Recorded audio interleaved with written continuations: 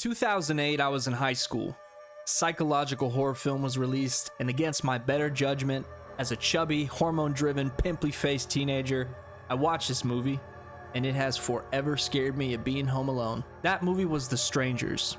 Something about this movie and watching my dearest Liv Tyler being terrorized by nameless, faceless strangers, the realness of the situation, the feeling of hopelessness, the sheer terror shared between viewer and actor. I'm not gonna lie, it effed me up, and I refuse to rewatch it. I think for most of us, there's that movie that was so effective in its mission to touch on your fears, you simply can't watch it again. Now, I can't speak to the effect games have had on me in the horror department until I played Outlast. And I must say, for me, as a certified scaredy cat, Outlast was supremely effective in its horror output. For me, Outlast in the gaming space is the equivalent of The Strangers in the film space. So for 5 to 10 hours of gameplay and $20 to $30 from the bank, is Outlast worth your time and money? For those of you on the edge and wanting a quick answer, the answer is absolutely 100% yes. For those of you seeking more info, let's talk about it. Game's description. Hell is an experiment you can't survive in Outlast, a first-person survival horror game developed by veterans of some of the biggest game franchises in history. As an investigative journalist, Miles Upshur, explore Mount Massive Asylum and try to survive long enough to discover its terrible secret if you dare. Developed and published by Red Barrels. Let's talk about the target audience. Outlast is going to contain intense violence, gore, sexual content, and strong language. The developers say that the setting and characters are inspired by real asylums and real cases of criminal insanity. So I would say that this game is truly not for everyone. This is not for kids. This is not for folks with weak constitutions. This is not for well, I'm not going to say it's not for folks who get scared easy, because I played it.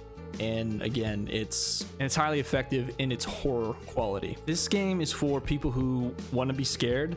This game is for people who can handle all of the warnings, who have a strong stomach, not easily disturbed. Any horror game fan has probably already heard of and played this game. So if you're new to the genre or you really haven't touched it yet, it is intense.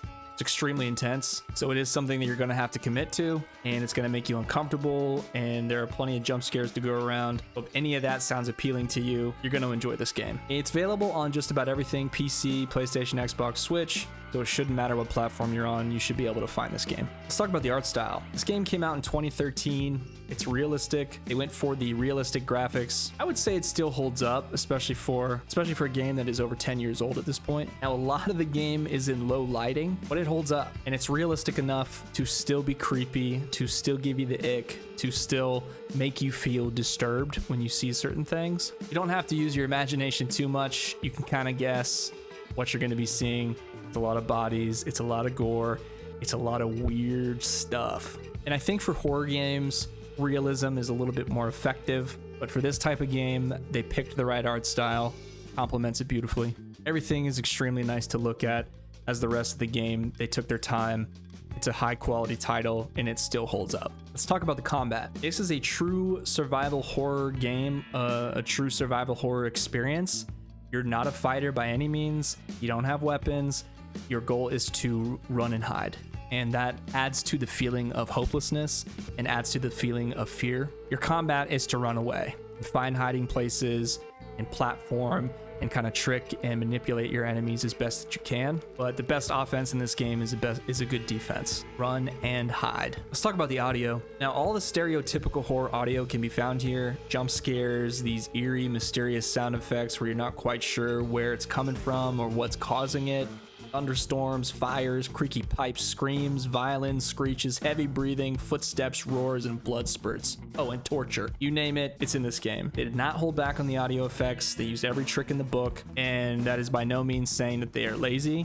They know what works, and they used all of it. It pays to play this game with the lights off, your headphones turned way up. Let's talk about the story. Basically, there is an insane asylum in the remote mountains of Colorado. You are a journalist. You get an anonymous tip that there is some crazy illegal stuff going on at this place, and you go investigate for yourself. Now, once you're actually inside the asylum, don't want to give too much away, but even if you just watch the trailer, you can see that shit hits the fan pretty quick. But there is a rich story here. and there's going to be a lot to investigate and uncover. It's not just running away from monsters. It's a lot of survival. It's a lot of storytelling. It's a lot of mystery solving.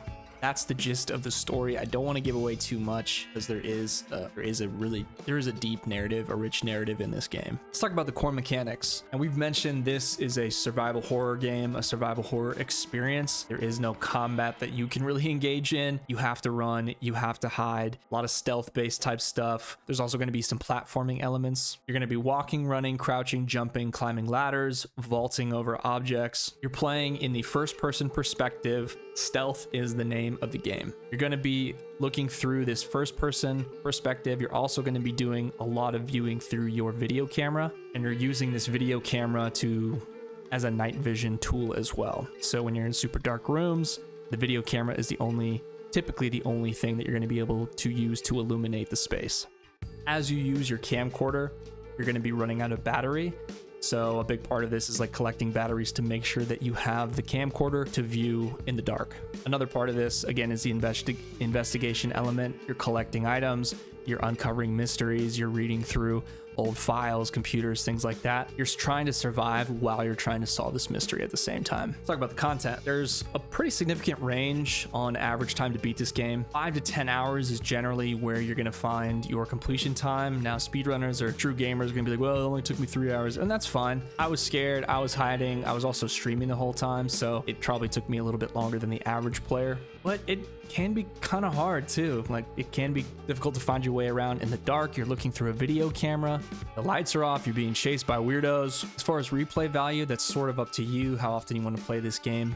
There are about 20 achievements or so if you want to include DLC for it. So if you are an achievement hunter, there will be replay value. I'm probably never going to play it again just because of the experience I had the first time.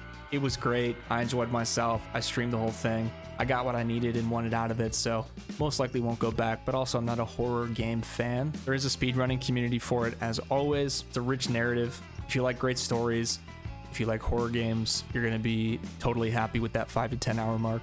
So as far as replayability, that's going to be completely up to you, person to person. I'm assuming most people will probably play through it once, maybe twice. Let's talk about the QA. I played on PC with mouse and keyboard. I streamed the entire playthrough, no issues. The only thing I did adjust was some of the graphical settings just to smooth out the stream. Again, no issues, and that was a voluntary action anyway. I'm sure it plays fine on the Xbox and PlayStation. I can't speak to the Switch, but on PC, you should be fine. With all this information in mind, that 5 to 10 hours of gameplay, it might sound short to you, but it's not. It's hard to keep a high-octane thriller type of game going for that long without you losing interest, without you losing the effect of being scared. So there is some benefit to a shorter horror experience, in my opinion. Horror game fans are gonna love this title, though if you're a horror game fan, like we already said, you've most certainly know about this game or you've already played it. It's a perfect game for those looking to break into the genre. It's a perfect game for gamers. I don't play horror games, and this was an absolute blast. So yes, the $20 to $30 range, well worth it. It's a game that I think belongs in all gamers' libraries. Can't recommend it enough. Well, that's it from you folks. Thank you guys so much for hanging in there and watching another game review. You can find me at Ghost Stories Gaming or Ghost Plays Games on all things social. Make sure to check out any of the other game reviews if you're on the edge about purchasing anything else. I have no intention of stopping this series, so we're going to play as many games as we can and review as many as we can to try to keep you informed on good purchasing decisions when it comes to video games. Don't forget to check out the Midnight Release podcast on YouTube or wherever you listen to podcasts, and I will catch you guys on the next stream. Peace out, and thank you for your time.